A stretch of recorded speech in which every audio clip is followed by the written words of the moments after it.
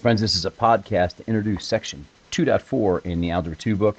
We only have one class left before the test, so what I want to do is introduce the ideas first.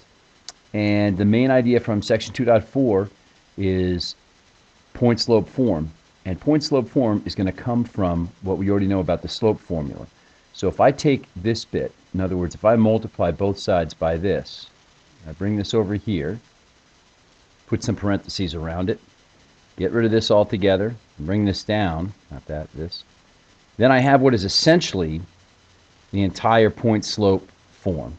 So the point-slope form is something that you would use traditionally if you knew 2 points and wanted to write the equation through a line for 2 points. Now this is what we did with that calculator program to find the slope. When we found the slope, we were almost there to writing the equation for the line. So maybe we'll just start by finishing that program to have the program write the whole line for us. So remember, to get into our program, we're going to hit Program, go over to Edit, and our program was called Slope, so I can just hit number 4. And let's remember what we had. We put x1 in cell A, we put x2 in B, we put y1 in C, y2 in D, and then we did the calculation to find slope, and we put slope in M. Now normally we'd want to put the y-intercept in the B, but we're already using B. So we're just going to do the same calculation and put what the y-intercept is in cell Y. So in the program, x1, y1, my first point, is equal to AB. So I can take this A value and put it where x is, and B is the y coordinate, so I can put that in for the y coordinate, and I already solved for M. So now I know all those pieces. So if I wanted to solve for y, in other words, get y alone, I would just subtract MA from both sides, and that would give me this. So that's what we're going to do in the calculator. So now that I know M, I'm just going to have this step that says do B minus MA,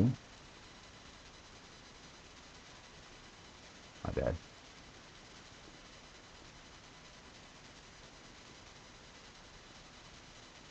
there we go, steps are here, and I'm going to store that in alpha y. Then I'm just going to display y.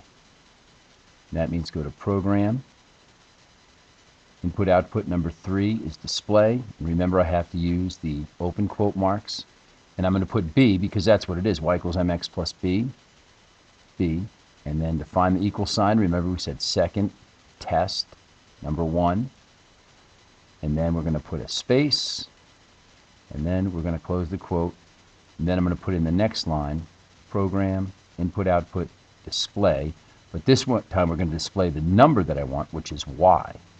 So that's alpha y, and that's it. So now this will show me y equals mx plus b. Let's take a look. To get out, second quit,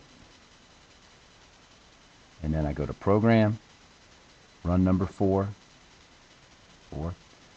enter. So just pick some points, let's say 3, 8, negative 6, and 14. Enter. And there it is. And so my slope is 4, and my y-intercept is b. So here's what you're going to have to know after tomorrow's class.